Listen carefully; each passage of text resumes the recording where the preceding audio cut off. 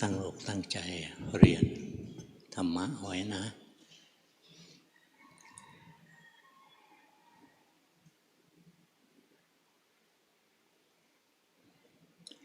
หลวงพ่อหัดปฏิบัติตั้งแต่7 ขวบ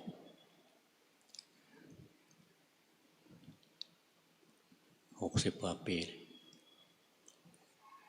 ยังไม่เคยหยุดปฏิบัตินะพวกเราต้องทำการภาวนาปฏิบัติธรรมครูบาอาจารย์ท่านสอนเราทำกันทั้งชีวิตไม่ใช่ทำกันประเดี๋ยวประดาวทำหยุดหวังว่าจะเข้าใจไม่ได้เราคุ้นเคยกับความหลงผิดสะสมความรู้ผิดความเข้าใจผิดมานับพบนับชาติไม่ถ้วนจะมาฝึกเจริญสติเจริญปัญญาอบรมจิตใจให้รู้ถูกให้เข้าใจถูกก็ต้องใช้เวลาเมื่อเช้ายังคุยกับทีมงานบอกการภาวนาก็เหมือนซักผ้าระหว่างการทำผ้าให้สกปรกกับการทำผ้าให้สะอาดอันไหนมันยากกว่ากันสกปรกง่ายแต่พอสกปรกแล้วจะทำให้สะอาดก็ยากแล้วแต่ถ้าเราอดทนนะเรามีผ้าเราซักให้ดีเวลาจะใช้ก็ระมัดระวังไม่ให้มันเปื้อนอะไรผ้ามันก็ดูไม่สกปรกมากการภาวนาก็เหมือนกันถ้าเราซักฟอกจิตใจเราด้วยสติด้วยปัญญาขณะเดียวกันเราก็ไม่ไปทำผิดศีลให้มันปนเปื้อนความสกปรกเข้ามาอีกถ้าเราไม่รักษาศีลเหมือนเราทำผ้าให้สกปรกตลอดเวลาถึงเวลาจะมานั่งสมาธิมาเดินจงกรมอะไรเงี้ยสู้กันไม่ไหวทำสกปรกวันหนึ่ง10 กว่าชั่วโมงมาปฏิบัติชั่วโมงหนึ่งอะไรแล้วก็บ่นเมื่อไหร่จะบรรลุมรรคผลอะไรมันเทียบกันไม่ได้เพราะฉะนั้นการรักษาศีลเป็นเรื่องใหญ่นะทิ้งไม่ได้ถ้าศีลเราเสียก็คือเราทำจิตใจตัวเองให้สกปรกอย่างน้อยก็ตั้งใจรักษาศีลเอาไว้ก่อนจะปนเปื้อนบ้างก็ไม่มากนะนี่การภาวนายิ่งมากยิ่งดี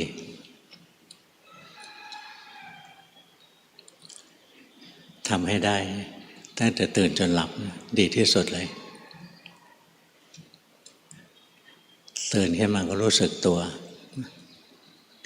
อย่าเอาแต่นอนกลิ้งไปกลิ้งมาขี้เกียจขี้คลานอ่อนแอเมื่อก่อนเวลาหลวงพ่อนอนนะตอนที่ยังไม่แก่ขนาดเนี้ยเวลาจิตมันขึ้นจากภวังค์ปุ๊บเนี่ยจะลุกทันทีเลยแต่พอแก่แล้วทำไม่ได้ลุกพลวดพลาดขึ้นมาเวียนหัวแต่หลวงพ่อนอนพอรู้สึกตัวตื่นก็รู้สึกจริง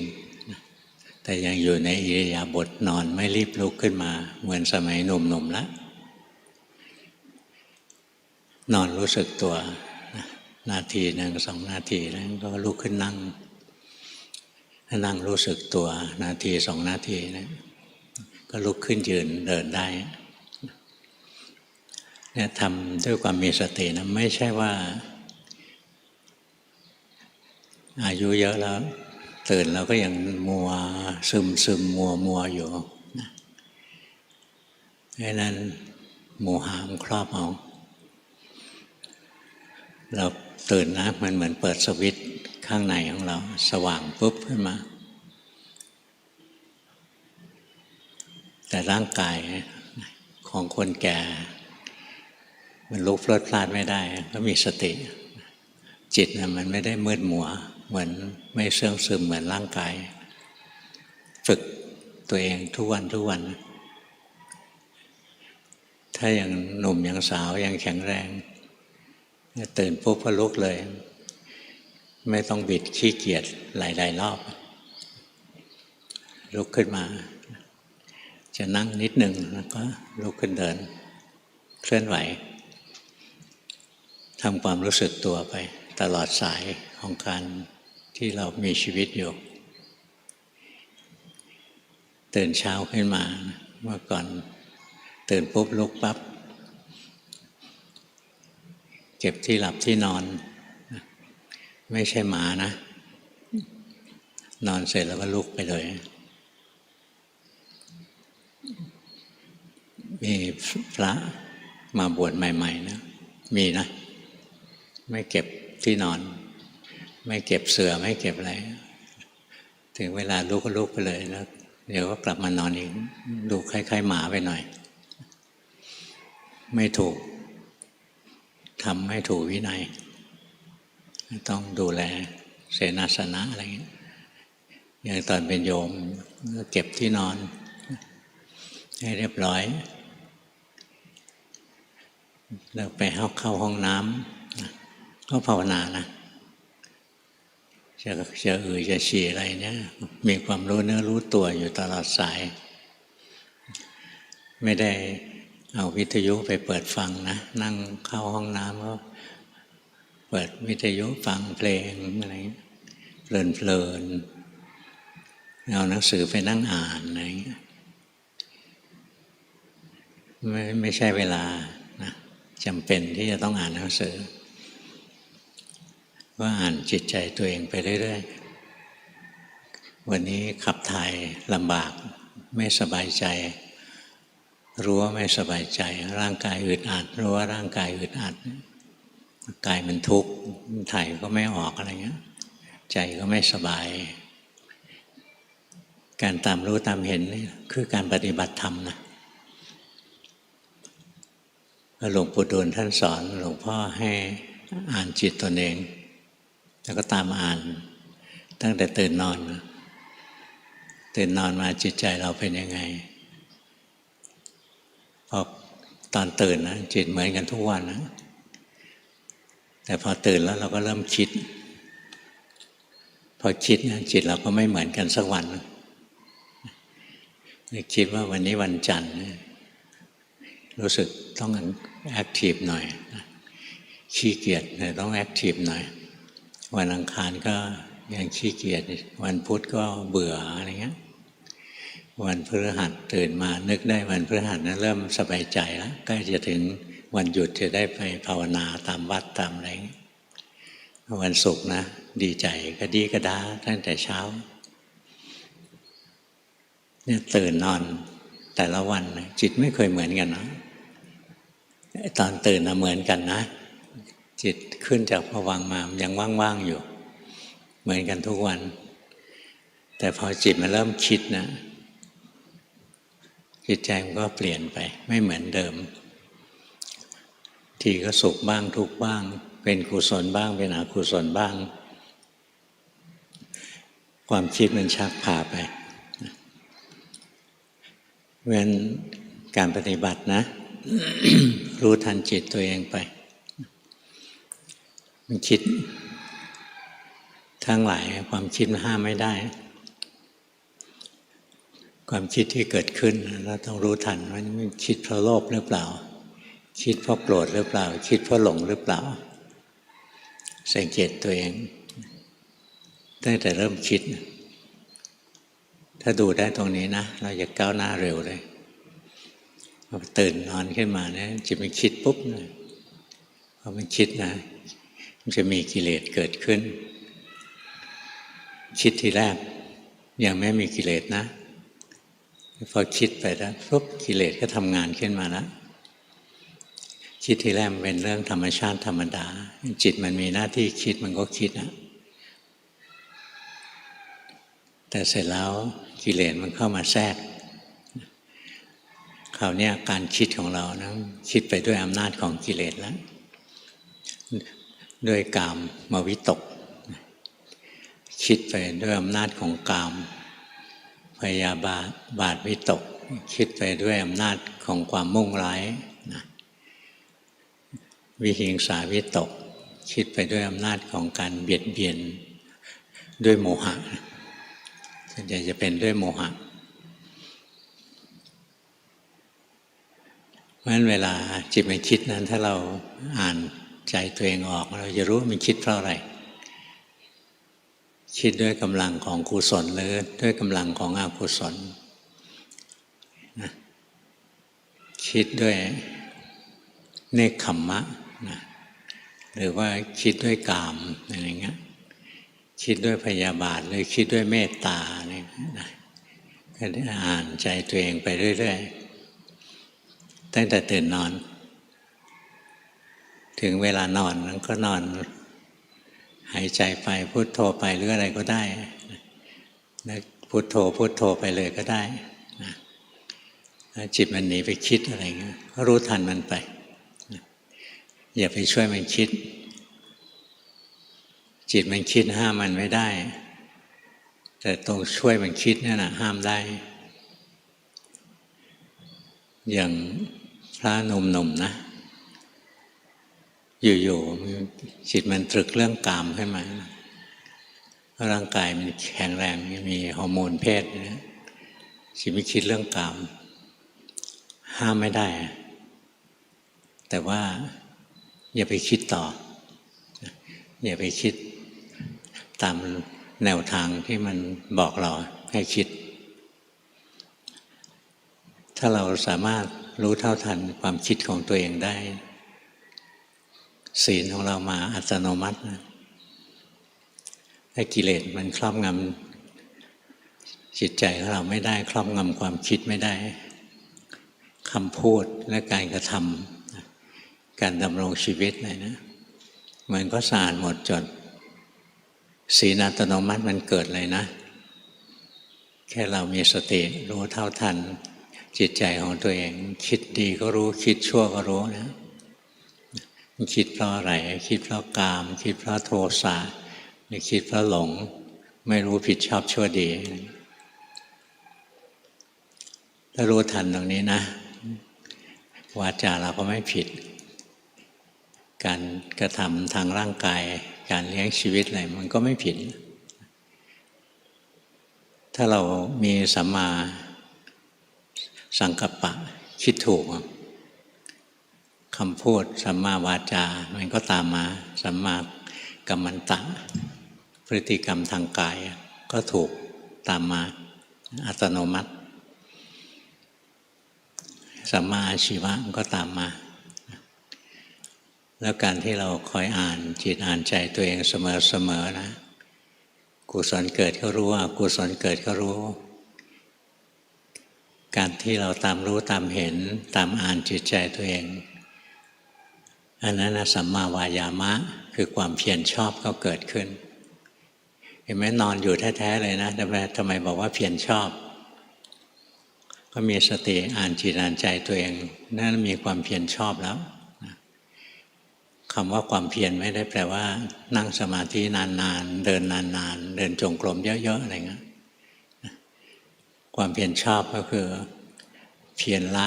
อกุศลที่มีอยู่เพียรปิดกั้นอกุศลใหม่ไม่ให้เกิดเพียรทำกุศลที่ยังไม่เกิดให้เกิดขึ้นเพียรทำกุศลที่เกิดแล้วให้เจริญงอกงามมากขึ้นงานสี่อย่างที่เรียกว่าสัมมาวายามะเนี่ยหรือความเพียรชอบเนี่ยสำเร็จได้ด้วยการมีสติอ่านจิตอ่านใจตัวเองให้ออก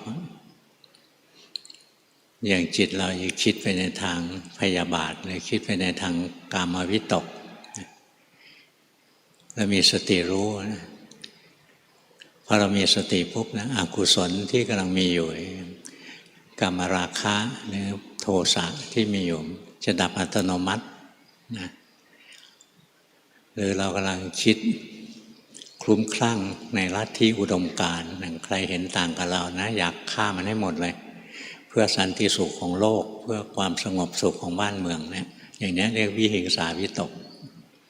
เบียดเบียนเขานะโดยไม่รู้ว่าเบียดเบียนนะคิดว่าทำดีซะอีกนะถ้าเราอ่านใจตัวเองออกนี่มันยึดถือในความคิดความเห็นตัวเองนะเราก็จะไปเบียดเบียนคนที่เห็นต่างอะไรเงี้ยนี่มันเบียดเบียนเขาละคิดไม่ดีพอเรารู้ว่าเราคิดชั่วความชั่วนั้นนะดับนะเลยขณะที่เรามีสติอยู่ความชั่วใหม่มันก็ไม่เกิดเพราะฉะนั้นการที่เรามีสติอ่านใจตัวเองออกเนี่ยความชั่วที่มีอยู่มันจะดับความชั่วใหม่จะไม่เกิดในขณะที่เรามีสติรู้เท่าทันจิตใจตัวเองอยู่แล้วการที่เรามีสติรู้เท่าทันใจตัวเองอยู่นะกุศลได้เกิดเรียบร้อยแล้วสิ่งที่เรียกว่ากุศลมันคืออะไรคืออาโลภะไม่มีโลภะอาโทสะไม่มีโทสะอาโมหะไม่มีโมหะนี่คือสิ่งที่เรียกว่ากุศลสิ่งที่เรียกว่าอกุศลก็โลภะโทสะโมหะนะกุศลก็ตรงข้ามอาโลภะอาโทสะอาโมหะถ้าเรามีสติปุ๊บเนี่ยจิตที่มีโลภะก็ดับเกิดจิตที่ไม่มีโลภะถ้าจิตเรามีโทสะเรามีสติรู้จิตที่มีโทสะก็ดับเกิดจิตที่ไม่มีโทสะเรากำลังหลงอยู่นะหรือฟุ้งซ่านในทฤษฎีในอุดมการณ์อะไรของเราอยู่ใครพูดต่างเนี่ยโกรธเลยเรารู้ทันว่าเนี่ยเรากำลังยึดถือความคิดความเห็นของตัวเองเป็นใหญ่รู้ทันนะมันก็ดับจิตใจมันก็รู้ตื่นเบิกบานรู้เหตุรู้ผลรู้ดีรู้ชั่วนะรู้ถูกรู้ผิดอะไรขึ้นมาการที่เรามีสติอ่านจิตอ่านใจตัวเองนะอกุศลที่มีอยู่จะดับอกุศลใหม่จะไม่เกิดในขณะนั้นกุศลจะเกิดขึ้นทันทีที่มีสตินะเพราะสติเป็นองค์ธรรมที่เกิดร่วมกับจิตที่เป็นกุศลจิตอกุศลไม่มีสติหรอกถ้ามีสตินะจิตจะเป็นกุศลทันทีเลยนี่ถ้าเรามีสติบ่อยๆกุศลเราก็เจริญงอกงามงอกออกไปเป็นอะไรเป็นศีลเป็นสัมมาสมาธิเป็นปัญญานะจะพัฒนาขึ้นไปเรื่อยๆเพราะฉะนั้นมีสติรู้ทันจิตใจตัวเองนะมันก็จะดีทั้งคำพูดทั้งการกระทำทางร่างกายทั้งการเลี้ยงชีวิตทั้งการปฏิบัติธรรมมีความเพียรแล้วการที่เราคอยอ่านจิตอ่านใจตัวเองบ่อยๆโลภโกรธหลงก็รู้ไม่โลภไม่โกรธไม่หลงก็รู้ไปเรื่อยๆนะสติของเราจะว่องไวมากขึ้นแต่เดิมต้องโกรธชั่วโมงหนึ่งแล้วถึงจะรู้นะต่อไปขัดใจเล็กๆไหววึบขึ้นมาความขัดใจไหวตัวขึ้นมาก็รู้เลยนี่สติมันเร็วขึ้นแล้วนะศีลของเราก็จะงดงามมากขึ้นถ้าสติมันเกิดช้าโกรธขึ้นมาด่าเขาไป3 ประโยคแล้วเพิ่งนึกได้ว่าโกรธเนี่ยไอ้นี่ช้าไปแล้วได้ทำกรรมชั่วไปเรียบร้อยแล้วทีแรกโกรธนานๆถึงจะรู้หลงนานๆถึงจะรู้โลภนานๆถึงจะรู้เราหัดรู้บ่อยๆนะจิตมันจำสภาวะของความโลภความโกรธความหลงได้สภาวะของโลภเนี่ยมันจะพยายามเป็นตัวที่ดึงอารมณ์เข้ามาหาจิตสภาวะโกรธเนี่ยเป็นตัวที่ผลักดันอารมณ์ออกไปจากจิตหรือบางคนก็ดึงจิตออกจากอารมณ์พยายามแยกออกจากกันสภาวะหลงเนี่ยเป็นสภาวะที่จับอารมณ์ได้ไม่ชัดเจนวุ่นวายจับโน้นจับนี่แล้วจับจดพอเราเห็นสภาวะชัดเจนนะอย่างเราเห็นว่าเวลาโทสะเกิดนะจิตจะผลักอารมณ์ออกไปอย่างเราโกรธคนนี้นะเราอยากผลักมันออกไป เอามือผลักก็ยังใกล้เกินไปอยากเอาเท้าผลักถีบไปให้ไกลๆเลยนะมันจะผลักอารมณ์ออกไปเมื่อเจอของที่ชอบมีราคะขึ้นมาเห็นแมวสวยๆก็อยากเข้าไปอุ้มเห็นหมาก็อยากเข้าไปลูบอะไรอย่างเงี้ยจิตมันมีราคะมันก็ดึงเข้ามาหาตัวพอเราเห็นลักษณะของจิตที่เป็นกุศลอกุศลได้ชัดเจนเพราะว่าเราหัดดูตรงที่เกิดสัมมาวายามะหัดดูบ่อยๆนะสติเราจะดีขึ้นดีขึ้นทีแรกต้องโกรธนานๆถึงจะรู้ต่อไปขัดใจเล็กๆปุ๊บก็รู้เลยทีแรกต้องโลภนานๆโลภแรงๆถึงจะรู้นะจะไปฉุดผู้หญิงแล้วเนี่ยรุนแรงแล้วก็มีสติรู้ต่อไปนะแค่เห็นดอกไม้สวยใจชอบก็ยังรู้เลยนะอากาศร้อนๆลมเย็นๆโชยมากระทบจิตยินดีพอใจนะมีกามราคะเกิดขึ้นเรายังรู้เลยนะเนี่ยของเล็กๆน้อยๆนะมันละเอียดขึ้นละเอียดขึ้นทีแรกก็รู้ช้าแล้วก็รู้ได้แต่ของหยาบต่อไปก็รู้เร็วขึ้นเร็วขึ้นแล้วรู้อารมณ์ที่ละเอียดขึ้นละเอียดขึ้นเมื่อจิตไหวตัวนิดหนึ่งก็เห็นแล้วจิตเคลื่อนนิดหนึ่งก็เห็นแล้วไม่ใช่หลงเป็นชั่วโมงนะแล้วถึงจะรู้หัดใหม่ๆจะหลงทั้งวันเลยแล้วถึงจะรู้ก็ได้แต่พอฝึกไปเรื่อยๆเรื่อยๆนะพอจิตมันเริ่มเคลื่อนแล้วก็เห็นแล้วจิตก็ตั้งมั่นเด่นดวงขึ้นมาไม่หลงโดยที่ไม่ได้บังคับไม่หลงโดยที่ไม่ได้รักษาไว้ไม่ได้ควบคุมบังคับแต่สติมันเร็วความที่จะปรุงแต่งไปในทางชั่วมันก็ไม่เกิดขึ้นถ้าราคะโทสะโมหะทำงานขึ้นมานะมันก็ปรุงแต่งไปทางชั่วอโลภะอโทสะอโมหะทำงานขึ้นมาก็ปรุงแต่งไปทางดี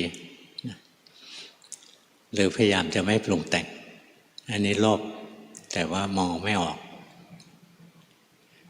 เนี่ยสังเกตตัวเองนะอ่านใจตัวเองบ่อยๆทีแรกนานๆถึงจะเห็นต่อไปก็เร็วขึ้นเร็วขึ้นสติก็จะพัฒนาขึ้นการที่เรามีความเพียรชอบมีสัมมาวายามะเมื่อทำให้มากเจริญให้มากจะทำให้สัมมาสติบริบูรณ์สติอัตโนมัติจะเกิดแล้วการที่เรามีสติไม่ใช่สติรู้อย่างอื่นนะสัมมาสติเนี่ยแตกต่างกับสติทั่วไปตัวนี้พวกเรียนอภิธรรมบางคนไม่เข้าใจนะบอกสตินะไม่ต้องมีคำว่าสัมมาเพราะสติดีอยู่แล้วอันนี้คิดเอาเองพระพุทธเจ้าอธิบายสัมมาสติด้วยสติปัฏฐานเพราะงั้นถ้าจิตเป็นกุศลแต่ไม่ได้เนื่องด้วยสติปัฏฐานนั่นก็เป็นกุศลธรรมดาในพระไตรปิฎกนะหลวงพ่อเคยเจอนะมีคำว่ามิจฉาสติด้วยนะเพราะฉะนั้นท่านถึงต้องย้ำว่าเป็นสัมมาสตินะทำมาอวดเก่งไม่สติไม่ต้องมีคำว่าสัมมาอะไรนี่คิดเอาเองแล้วพอพระพุทธเจ้าใช้คำว่าสัมมาสติจะมาเก่งกว่าท่านได้ยังไงแล้วท่านก็อธิบายสัมมาสติด้วยสติปัฏฐานนะการที่เราคอยอ่านใจตัวเองเรื่อยๆนะ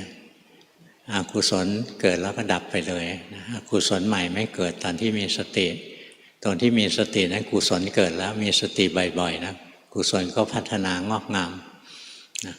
ดีขึ้นดีขึ้นนะเป็นศีลเป็นสมาธิเป็นปัญญาแล้วสติเราจะเร็วขึ้นเร็วขึ้นงั้นสัมมาวายามะทำให้มากเจริญให้มากก็ทำให้สัมมาสติเจริญการที่เราคอยอ่านใจตัวเองเป็นกุศลเป็นอกุศลอะไรเนี่ยมันอยู่ในสติปัฏฐานอยู่แล้วนะไม่ใช่ไปดูตอนนี้ไฟเขียวตอนนี้ไฟแดงไฟเขียวแล้วต้องขับรถไปอะไรนี่ไม่ใช่แล้วไม่ใช่เรื่องสติปัฏฐานนะสติปัฏฐานนะรู้กายเวทนาจิตธรรมเนี่ย ถ้าเราร่างกายเคลื่อนไหวเรามีสติรู้เวทนาเกิดขึ้นเรามีสติรู้เวทนาทางกายเกิดเราก็รู้เวทนาทางใจเกิดเราก็รู้กุศลอกุศลที่เกิดขึ้นที่ใจเราก็รู้หรือจิตใจเราทำงานทางตาหูจมูกลิ้นกายใจเราก็รู้เนี่ยเราเจริญสติปัฏฐานอยู่แล้วเวลาที่เรามีสติรู้สภาวะนะเราทำสติปัฏฐานอยู่เนี่ยสิ่งที่เราจะได้อัตโนมัตินะคือสัมมาสมาธิการได้สัมมาสมาธิทิ้งสติไม่ได้ถ้าทิ้งสติมันกลายเป็นมิจฉาสมาธิทันทีเลยแต่ถ้าเรามีสติหายใจออกเห็นร่างกายหายใจออกด้วยความมีสติหายใจเข้าเห็นร่างกายหายใจเข้าด้วยความมีสติยืนเดินนั่งนอนนะมีสติเคลื่อนไหวหยุดนิ่งมีสติอะไรเงี้ยเราคอยรู้ทันเรื่อยๆนะทุกคราวที่รู้สมาธิที่ถูกต้องคือสัมมาสมาธิมันจะเกิดร่วมกับสตินะเกิดร่วมกับสัมมาสติอัตโนมัติเลยอย่างเวลาเราท่องพุทโธพุทโธแล้วใจเราหนีไปคิดเรื่องอื่นนะแล้วเรามีสติรู้ว่าตรงนี้หลงตรงนี้หลงไปแล้วทันทีที่มีสติรู้ว่าหลงไปเมื่อกี้หลงไปแล้ว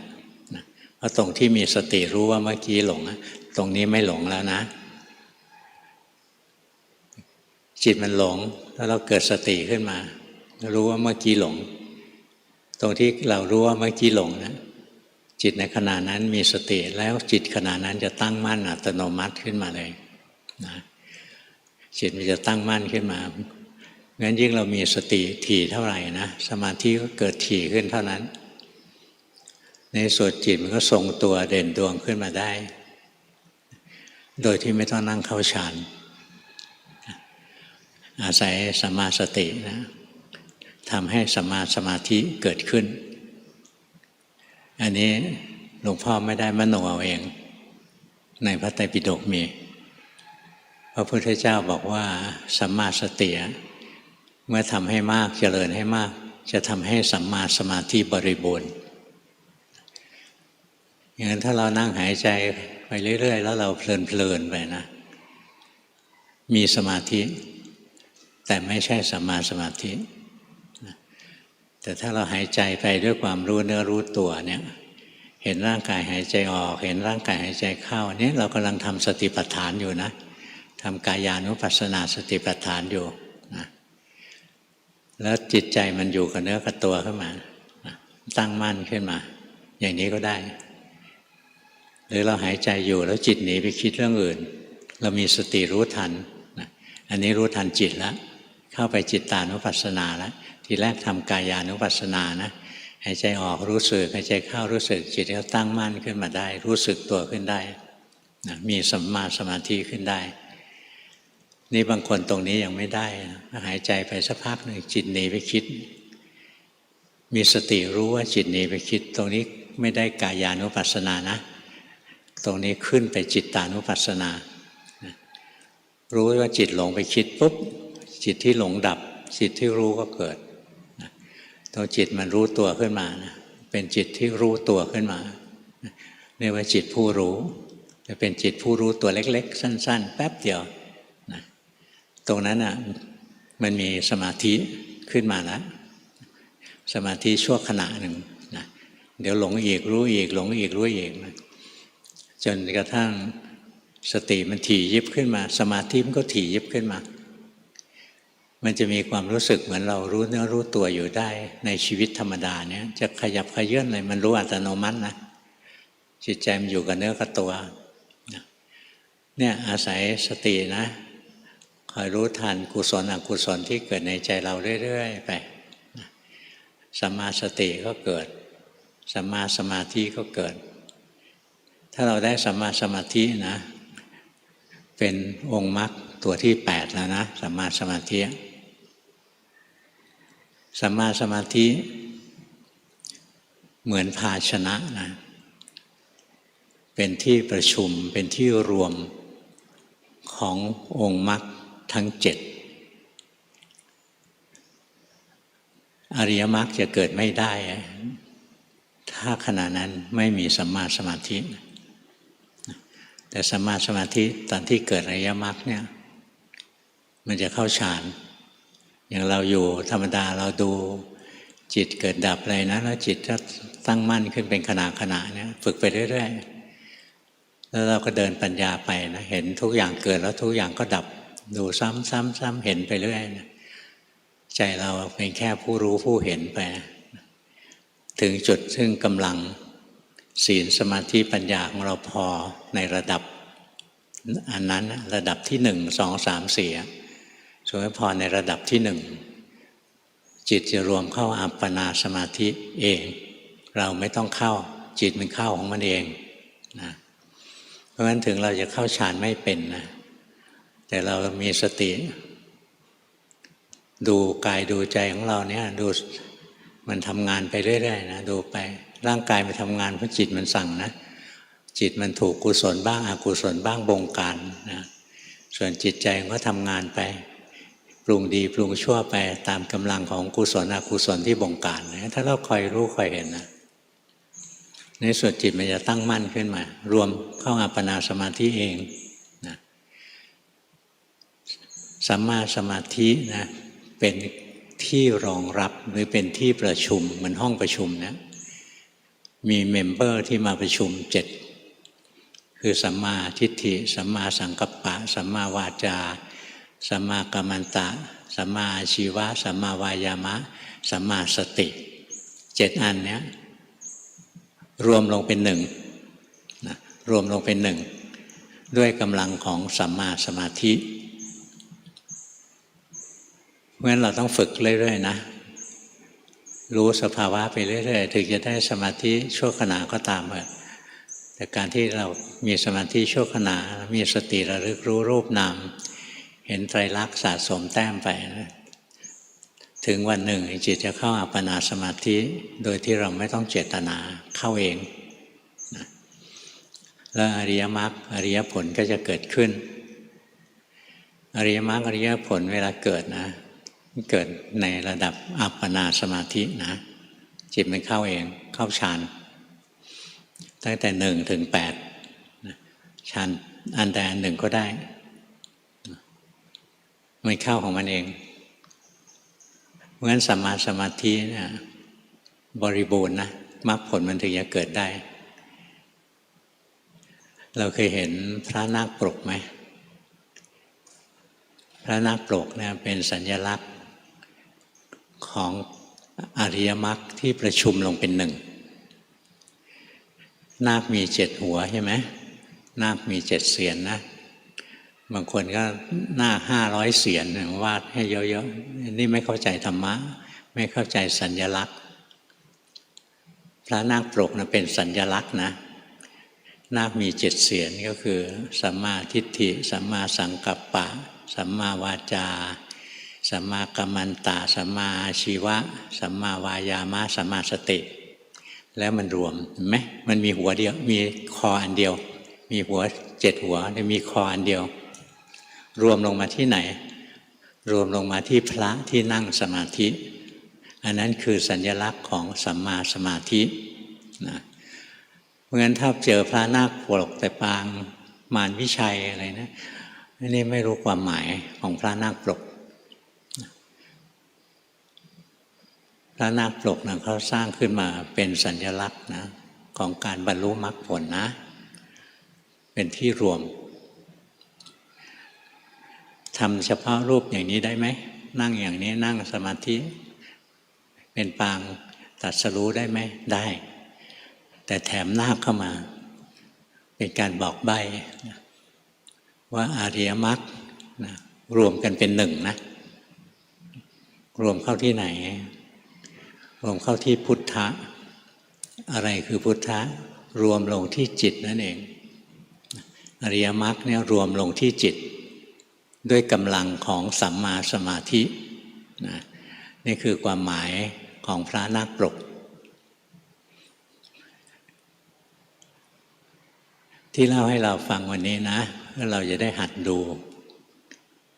หัดอ่านใจตัวเองให้ออกการอ่านจิตอ่านใจตัวเองได้นะคือเป็นการปฏิบัติเป็นทางปฏิบัติที่รัดสั้นที่สุดแล้วบางคนอ่านใจตัวเองไม่ออกดูกายไปก่อนนะดูกายไปก่อนหรือดูเวทนาไปในวันหนึ่งมันก็เข้ามาที่จิตจนได้ถ้าสมมติว่าเราดูอ่านจิตตัวเองไม่ออกทำอะไรไม่ถูกรู้สึกร่างกายไปจิตมันหนีว่องไวดูแลรักษายากแต่ร่างกายไม่หนีไปไหนเลยเคยหายไปไหมร่างกายก็อยู่อย่างเงี้ยไม่หนีไปไหนแต่จิตนั้นหนีไปไหนก็ได้เพราะฉะนั้นตอนไหนดูจิตไม่ออกดูร่างกายไว้ขณะนี้ร่างกายนั่งรู้ไหมร่างกายนั่งยากไหมที่จะรู้ว่าร่างกายนั่งรู้ด้วยใจปกตินี่แหละเห็นร่างกายมันนั่งอยู่ถ้าดูละเอียดต่อไปอีกเห็นร่างกายมันหายใจอยู่หรือเห็นร่างกายมันขยับกระเยื่อนอย่างท้องมันพองท้องมันยุบเลยนะนี่ร่างกายมันเคลื่อนไหวเคลื่อนไหวแล้วก็หยุดแล้วก็เคลื่อนไหวสลับกันไปเรื่อยๆดูไปเรื่อยๆนะดูไปสบายๆระลึกรู้เห็นความมีอยู่ของร่างกายเห็นความเคลื่อนไหวของร่างกายไปจิตใจไม่วอกแวกไปที่อื่นเนี่ยถือว่าจิตรู้อารมณ์อันเดียวพอจิตรู้อารมณ์อันเดียวนะสมาธิจะเกิดขึ้นสมาธิชนิดสงบจะเกิดขึ้นพอสมาธิสงบเกิดขึ้นแล้วเนี่ยก็อัปเกรดเราก็จะสังเกตต่อไปนะร่างกายมันขยับขยื่นนี้มันเคลื่อนไหวได้จิตเป็นคนสั่งเนี่ยมันโยงเข้ามาเห็นจิตเห็นใจตัวเองได้หรือจิตใจเราเคลื่อนไหวเรานั่งอยู่เนี่ยใจเราหนีไปคิดเรื่องโน้นเรื่องนี้นะเรามีสติรู้เนี่ยเข้ามารู้ถึงจิตถึงใจตัวเองได้แล้วหรือจะดูเป็นลำดับไปก็ได้เห็นไหมการปฏิบัตินะมันมีลีลามากมายนะชั้นเชิงมากมายทางใครทางมันแล้วแต่ถนัดอย่างหลวงพ่อถ้ากำลังไม่พอนะสมัยก่อนถ้ากำลังไม่พอจะดูจิตตัวเองนะหลวงพ่อจะรีบมาหายใจเข้าพูดหายใจออกโทจิตมันรวมสงบมีแรงนะพักผ่อนมีเรี่ยวมีแรงไม่ฟุ้งซ่านนะมันจะอัพเกรดขึ้นมาจิตขยับขยื่นอะไรนี่เห็นเลยนะเนี่ยดูจากกายนะกระโดดเข้ามาถึงจิตเลยก็ได้นี่บางคนจากกายเข้าจิตไม่ได้ก็ไม่ยากดูไปตามลำดับสติปัฏฐาน เห็นร่างกายหายใจเห็นร่างกายยืนเดินนั่งนอนไป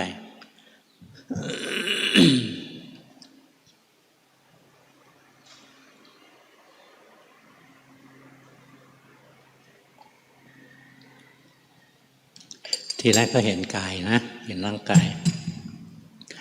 พอใจเราเริ่มเชื่องขึ้นมันจะเห็นละเอียดเข้าไปอีก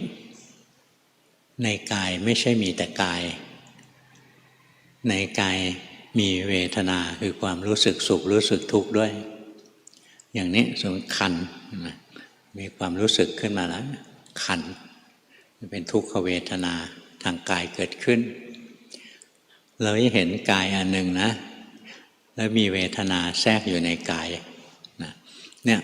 เราก้าวขึ้นมาสู่สติปัฏฐานอันที่สองแล้วเสร็จแล้วพอมันคันเนี่ยทีแรกคันเราไม่รู้นะก็เก่าไปต่อมามันคันอีกจิตมันมีสมาธิมากขึ้นมันก็เห็นร่างกายก็อันหนึ่งความคันก็อันหนึ่งความอยากจะเก่าก็เป็นอีกอันหนึ่งความอยากจะเก่าถ้าเราเห็นตัวนี้นี่ขึ้นมาสู่จิตตานุปัสสนาสติปัฏฐานแล้วนะแล้วถ้าเราเห็นต่อไปอีกนะเราก็จะแยกได้อีกร่างกายก็อันหนึ่งความคันก็อันหนึ่งความอยากจะเก่าก็อันหนึ่งจิตที่เป็นคนรู้ก็เป็นอีกอันหนึ่งนะ ถ้าเราเข้ามาถึงตรงนี้เราก็เริ่มอ่านออกแล้วจิตนี้เดี๋ยวก็เป็นกุศลเดี๋ยวนี้ก็เป็นอกุศลอย่างเงี้ยเห็นความเปลี่ยนแปลงเคลื่อนไหวไปเรื่อยๆนะถ้าจิตมีกำลังพอนะเราก็จะเห็นจิตนะเกิดดับทางอายตนะตาหูจมูกลิ้นกายใจหรือจิตมีกำลังพอดูลงในกายเห็นธาตุดินน้ำไฟลมประชุมกันอยู่ในอากาศธาตุนะเนี่ยขึ้นสู่ธรรมานุปัสสนานะละเอียดขึ้นไปอีกชั้นหนึ่งไม่ต้องกลัวว่าทำไมมันเยอะแยะลึกล้ำอย่างนั้นทำอะไรไม่ได้ดูร่างกายมันทำงานไปนะรู้สึกกายไว้รู้สึกกายนะรู้สึกสองอย่างหนึ่งรู้สึกถึงความมีอยู่ของร่างกายอันที่สองรู้สึกถึงความเคลื่อนไหวเปลี่ยนแปลงของร่างกายรู้แค่นี้พอละบางคนรู้แค่นี้นะแล้วก้าวกระโดดเกิดมรรคผลได้นะเพราะสติปัฏฐานสี่ไม่ใช่ต้องเดินทีเดียวสี่ชั้นหรอกบางคนดูแค่กายก็ได้มรรคผลบางคนดูเวทนาก็ได้มรรคผลบางคนดูกายและเวทนาก็ได้มรรคผลบางคนดูจิตตานุปัสสนานะเห็นจิตที่เป็นกุศลอกุศลแล้วก็ได้มรรคผลไม่ได้ดูกายนะทำได้ทั้งหมดแหละแต่ไม่ว่าจะดูกายดูเวทนาหรือดูจิตนะจิตที่เป็นกุศลอกุศลนะต้องมีคนดูต้องมีจิตที่เป็นผู้รู้ผู้ดูนะอย่างเราเห็นกายนั่งอยู่เนี่ยมันจะมีจิตเป็นคนรู้ว่าร่างกายมันนั่งนะถ้าพวกอภิธรรมให้บอกรูปมันนั่งนามมันรู้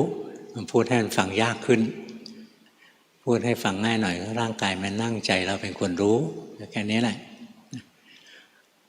ความสุขความทุกข์เกิดขึ้นในกายความสุขความทุกข์ความเฉยเฉยเกิดขึ้นในใจจิตใจเป็นคนรู้กุศลอกุศลเกิดขึ้นในจิตใจจิตใจเป็นคนรู้นะจิตอีกดวงหนึ่งเกิดขึ้นทีหลังนะเป็นคนรู้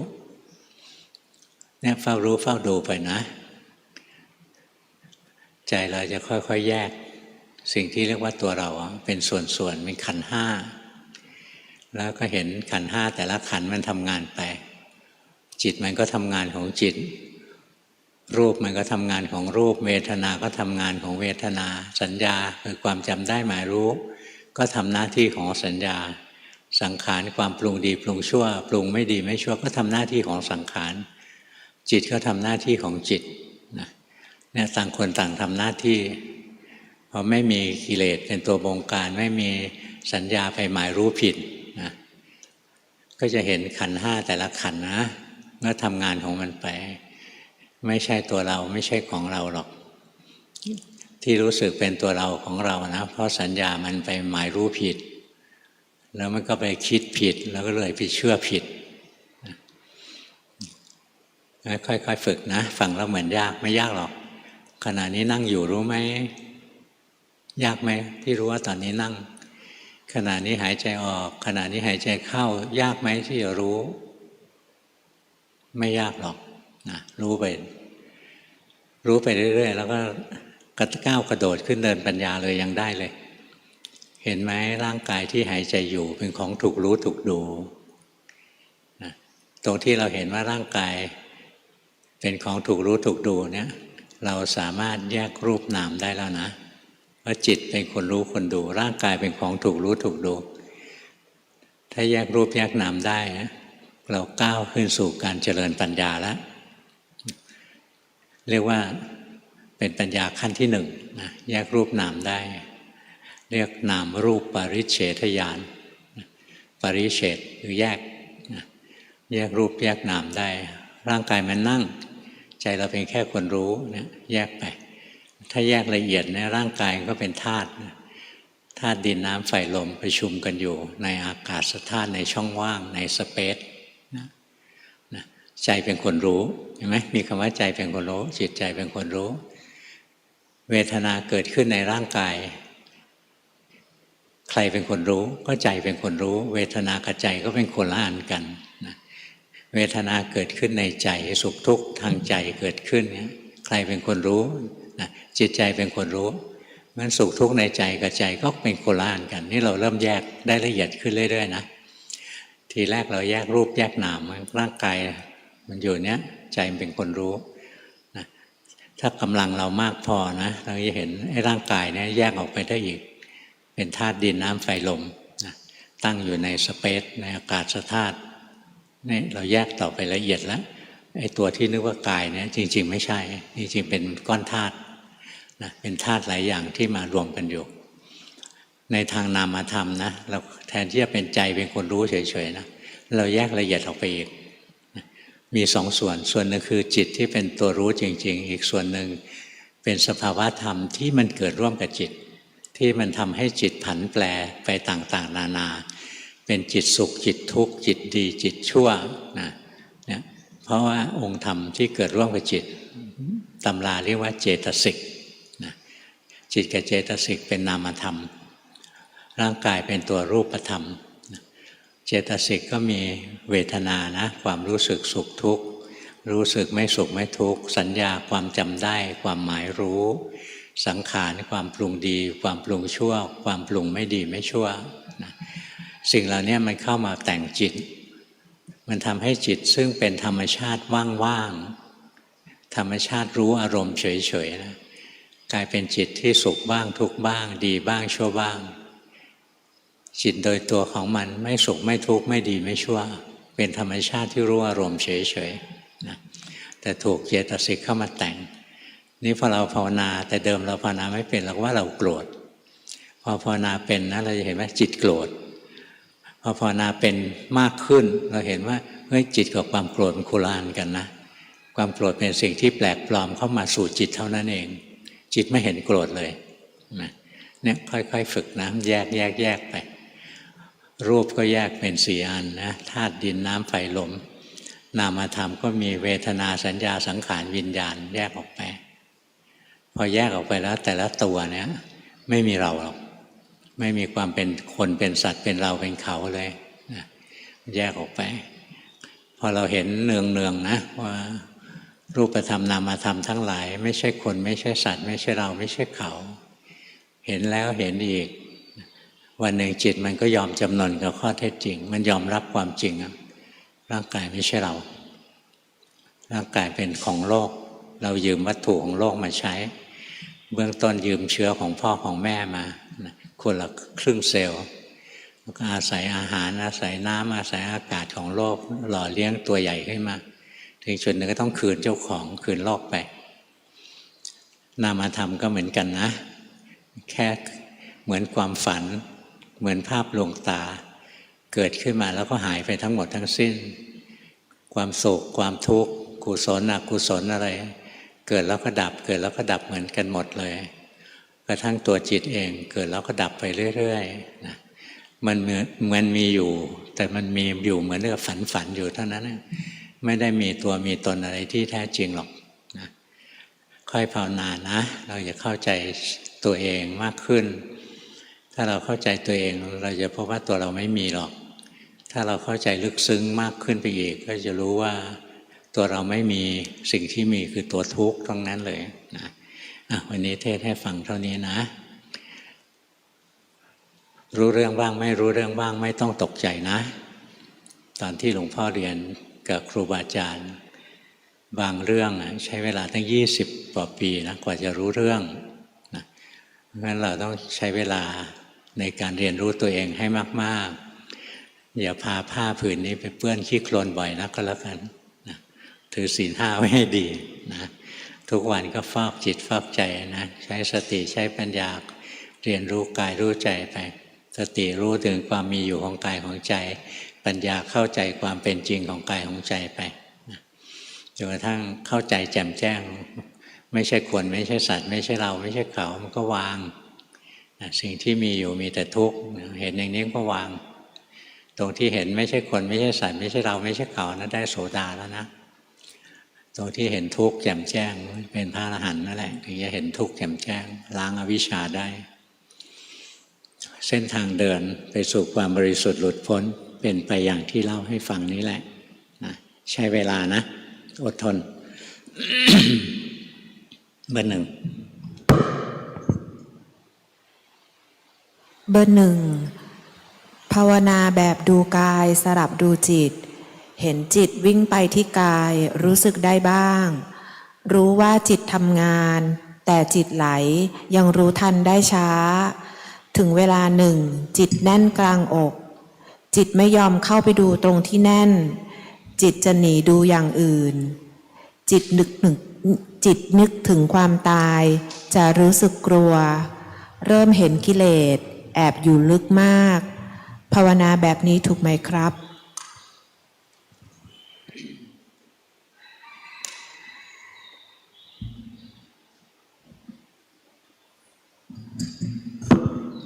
ถ้าเห็นกิเลสตัวเองได้ก็ถูกละถ้าไม่เห็นกิเลสก็ไม่ถูกนะทำเรื่อยๆนะมันจะพัฒนาขึ้นไปอีกแรกๆก็ดูมันชุลมุนวุ่นวายมีอันโน้นให้ดูมีอันนี้ให้ดูเยอะแยะถ้าจิตมันชอบดูก็ห้ามมันไม่ได้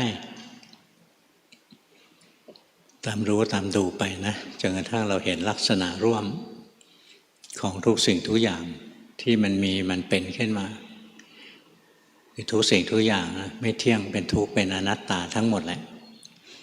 ทั้งรูปธรรมทั้งนามธรรมค่อยเรียนนะค่อยเรียนไป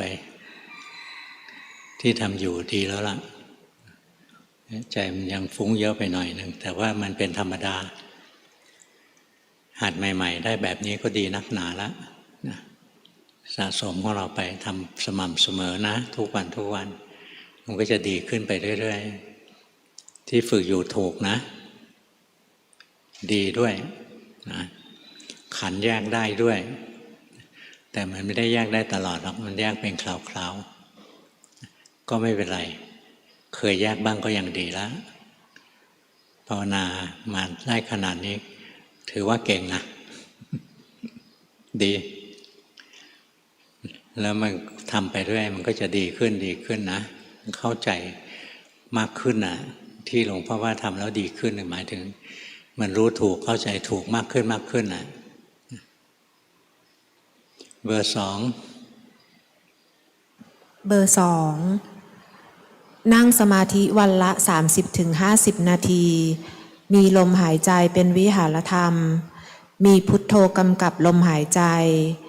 วันไหนที่ไปวิ่งออกกำลังกายจะทำความรู้สึกตัวขณะวิ่งรู้สึกลมหายใจรู้สึกที่เท้ารู้ว่าใจหนีไปคิดในชีวิตประจำวันยังรู้ไม่ค่อยทันมารู้สึกทีหลังว่าเมื่อกี้ลืมดูความรู้สึกมีความโลภอยากเห็นอาการของจิตขอคำชี้แนะข้อที่ผิดค่ะไม่ผิดหรอกทำไปแล้วมันก็จะดีขึ้นดีขึ้นนั่นแหละนะที่ทำอยู่มันก็ดีอยู่นะทำเรื่อยๆมันก็จะดีขึ้นไปเรื่อยๆใช้ได้นะทำไปเราสังเกตตัวเองไงถ้าเราวิ่งแล้วเรารู้สึกตัวดีเราก็วิ่งเยอะๆหน่อยสังเกตตัวเองนะเราทำกรรมฐานอะไรแล้วสติเกิดบ่อยเอาอันนั้นแหละแล้วช่วงเวลาไหนนะวันหนึ่งจะมีเป็นช่วงเวลานะช่วงนี้จิตใจเราชอบภาวนากระปรี้กระเปร่าอะไรก็พยายามกันเวลาช่วงนั้นเอาไว้ภาวนาถ้าทำได้นะดูตัวเองสมรภูมิของเราอยู่ตรงไหนเรียกชัยภูมิอยู่ตรงไหนแล้วชนะเอาตรงนั้นนะถ้าปลาชัยภูมิอยู่ตรงไหนก็อย่าไปเอาต้องรู้จักการภาวนามันก็เหมือนการทำสงครามรู้จักเลือกกรรมฐานที่เหมาะกับเราสถานที่ตรงไหนเหมาะกับเราอยู่กับใครแล้วเราภาวนาดีอยู่กับใครแล้วเสื่อมกินอาหารชนิดไหนแล้วภาวนาดีกินอาหารแบบไหนแล้วมืดตื้อเลยนอนเป็นหมูเป็นหมาไปอะไรเงี้ยสังเกตสิ่งเหล่านี้ไปนะแล้วเราก็จะเลือกอยู่เลือกทำในจุดที่เราได้เปรียบ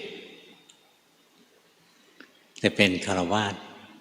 การเลือกชัยภูมินี้ยากนิดหนึ่งนะมันจำเป็นต้องคลุกอยู่กับโลกแต่พระเนี่ยต้องรู้จักเลือก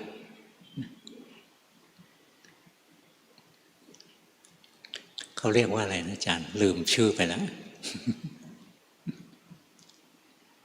มี4 อัน 4-5 ข้ออาหารใช่ไหมบุคคลอาวาสอะไรนะสัปปายะนั่นแหละอันไหนเป็นสัปปายะของเราเราก็เลือกอย่างหลวงพ่อนะตั้งแต่เป็นโยมหลวงพ่อรู้ว่าที่สัปปายะของหลวงพ่อคือที่บ้านเนี่ยกลับบ้านมีเวลาหมดธุระข้างนอกนะรีบกลับบ้านเลยที่นี่สัปปายะของเราไม่มีใครมายุ่งกับเราอาหารสัปปายะกินไม่กินจนกระทั่งนั่งหลับกินพอดีไม่ปล่อยให้หิวด้วยตอนเป็นโยมนะไม่เคยอดข้าวเย็นเลยไม่เคยเจตนาถือศีล 8เลยถือศีล 5เองนะว่าภาวนามาได้ตลอดคนไหนที่เราเข้าใกล้แล้วเวียนหัวจิตใจเราเสื่อมถอยเราถอยไม่เอาคนไหนที่เราอยู่ด้วยแล้วธรรมะเราเจริญเอาเนี่ยเรารู้จักเลือกบุคคลนะเราหัดเลือกเอานะไปดูธรรมะหัวข้อสัปปายะลองไปดูแล้วดูว่าเราทำตรงไหนได้ก็เอาตรงนั้นนะอันนั้นคือสมรภูมิของเรานะเป็นชัยภูมิของเรารู้จักเลือกถ้าเลือกได้ถ้าเลือกไม่ได้จำเป็นอย่างโดนศัตรูล้อมกรอบเนี่ยในจุดที่ย่ำแย่ก็ต้องสู้แต่ถ้าเลือกได้ก็ต้องเลือกเบอร์ 3 เบอร์ 3ส่วนใหญ่ภาวนาโดยการเดินจงกรมเพราะนั่งสมาธิแล้วเคลิ้มหลับแต่เดินจงกรมก็มักจะฟุ้งดูไม่ออกว่าแยกธาตุแยกขันธ์หรือจิตมีกำลังเวลาปฏิบัติหลายครั้งไม่รู้สึกถึงจิตตั้งมั่นเพราะในหัวมีแต่ความคิดควรปรับปรุงการปฏิบัติอย่างไรคะเดินไปไม่ต้องรีบร้อนนะเดินไปแล้วรู้สึกตัวไปใจลอยรู้ทันว่าใจลอยแล้วก็เดินต่อเคลื่อนไหวเดินจนเมื่อยนะมานั่งก็อย่านั่งนิ่งๆนั่งขยับมือหลวงพ่อเคยเดินจงกรมถึงขนาดนี้นะนี่เดินถอยหลังก็ได้นะเดินหน้าก็ได้ถอยหลังก็ได้นะไม่เห็นจะเป็นไรเลยทำแล้วรู้สึกตัวก็ใช้ได้แล้วของเบอร์ 3นะจิตมันติดนิ่งๆติดทื่อๆส่งจิตไปพิจารณาร่างกายทีละส่วนเราเอาจิตไปไว้ที่ผมซินึกถึงผมให้จิตจดจ่ออยู่กับผม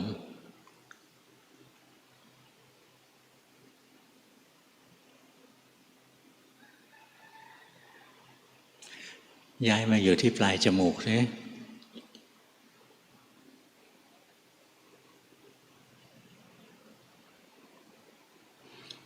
พอละไปทำเอานะเอาสตินะไล่ลงไปในกายตั้งแต่หัวถึงเท้าถึงหัวไล่ขึ้นไล่ลงไปเรื่อยๆแล้วเบอร์ 3สมาธิมันจะดีขึ้นนะเมื่อกี้หลวงพ่อให้ลองทำได้นะทำไปจิตมันจะรู้สึกตื่นตัวตั้งมั่นรู้สึกไหมขณะนี้มันตั้งขึ้นมามันมีแรงขึ้นมาได้งั้นแทนที่ไปนั่งซึมนะเอาจิตทำงานเลยไล่พิจารณาอยู่ในร่างกายทีละส่วนย้ายจิตไปเอาไว้ที่หูนี้ย้ายมานี่ย้ายไปมือย้ายไปเท้าจิตไปอยู่ที่ไหนรู้ที่นั้นเลยรู้ว่าจิตไปอยู่ที่นั้นนะไปทำเยอะๆนะเบอร์ 4เบอร์ 4เดินจงกรมวันละ30 นาทีนั่งสมาธิและบริกรรมอีกวันละ20 นาทีทำทุกวันมามากกว่า3 เดือน ขอคำแนะนำในการปฏิบัติต่อค่ะทำอีกนะยังไม่พอทำไปเรื่อยๆการปฏิบัตินะเราทำกันทั้งชีวิตนะพระอรหันต์ก็ไม่เลิกปฏิบัตินะพระอรหันต์ยังเจริญสติปัฏฐานอยู่แต่ว่าการเจริญสติปัฏฐานของท่านนะพอท่านเจริญสติปัฏฐานนะมันจิตมันแยกออกจากขันธ์นะจิตมันพรากออกจากขันธ์แยกส่วนกันของเรา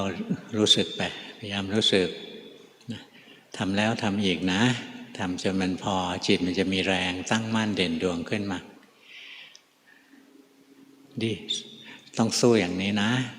น่าชมเชยใจยังคิดสู้อยู่ดีเบอร์ 5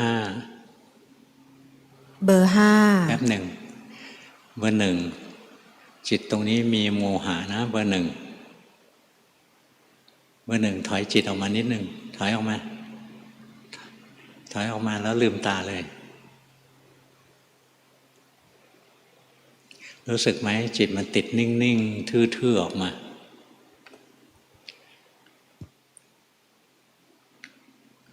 ดูออกแล้วก็ดีสมาธิที่เราเข้าไปนะสติมันน้อยไปเข้าไปตรงนั้นแล้วมันก็เคลิ้มซึมไปพอออกมานะความซึมมันก็ติดออกมาด้วยนะต้องมีสตินะทำสมาธิก็มีสติออกจากสมาธิก็มีสติจำเป็นในที่ทุกสถานในการทุกเมื่อนะดีฝึกไปเบอร์อะไรละเบอร์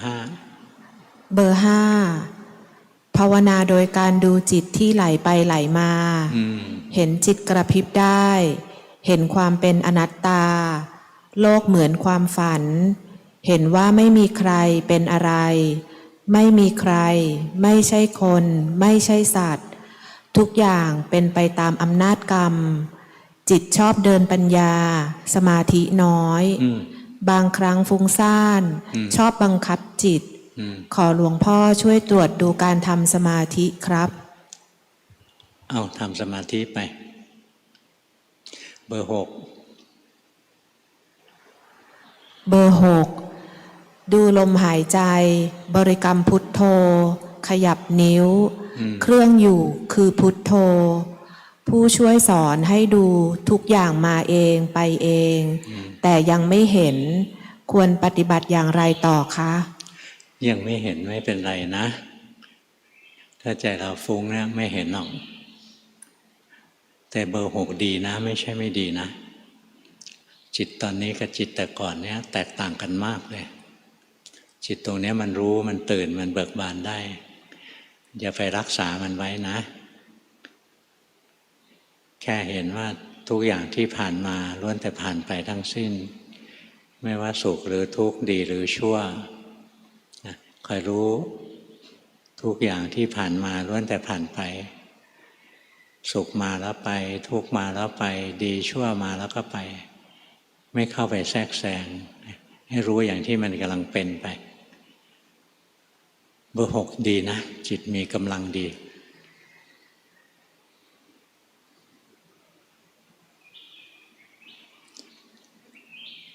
เบอร์ 5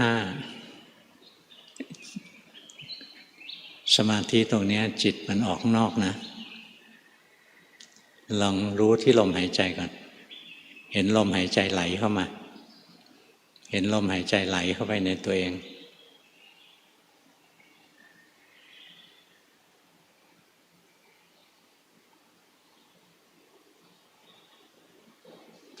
ตรงนี้กับตะเกียไม่เหมือนกันแยกออกไหมอันแรกมันเป็นมิจฉาสมาธิจิตมันออกไปว่างๆอยู่ข้างนอกนิ่งๆว่างๆเฉยๆนะสติอ่อนไปจิตไม่เข้าฐานถ้าจิตไม่เข้าฐานนะเอาจิตไปอยู่ที่ลมแล้วหายใจเอาลมเข้ามาไว้ในตัว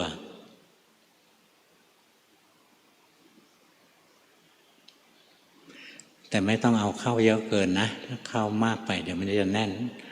เหมือนเราสูบลมจักรยานนะสูบมากไปล้อมันก็แข็งเกินไปหายใจสบาย สัก2-3 รอบพอจิตเข้าที่แล้วก็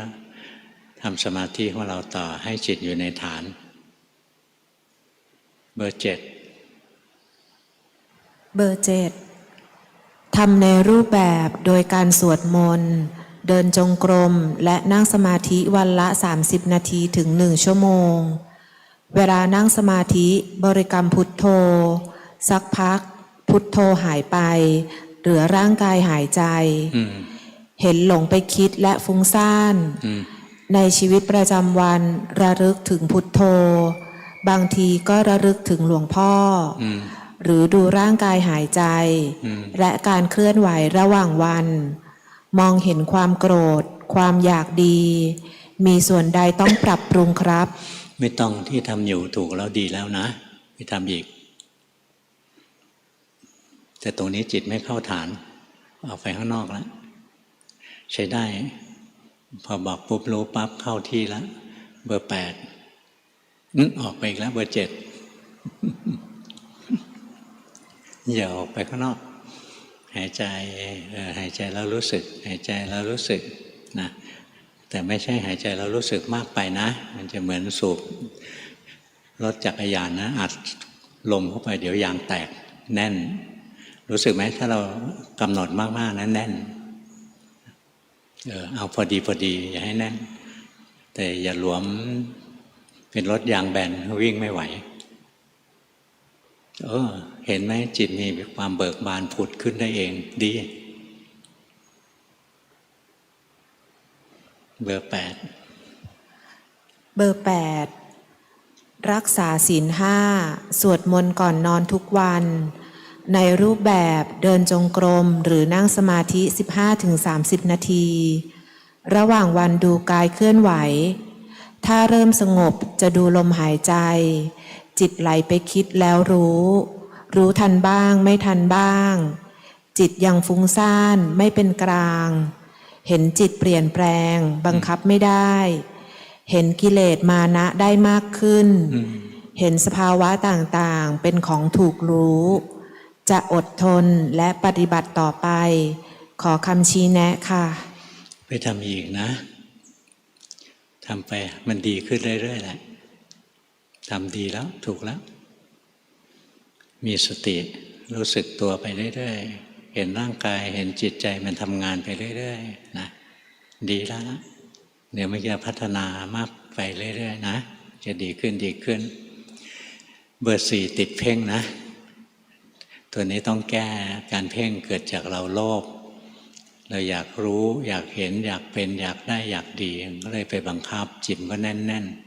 ๆเบอร์ 7แต่งจิตอยู่รู้ไหม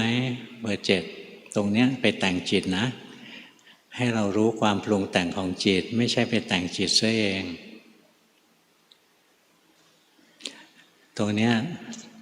บังคับจิตให้มันนิ่งๆมากเกินไป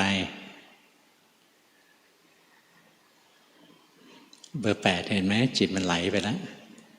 ไหลไปคิดแวบเลยคิดด้วยหัวสมองข้างขวา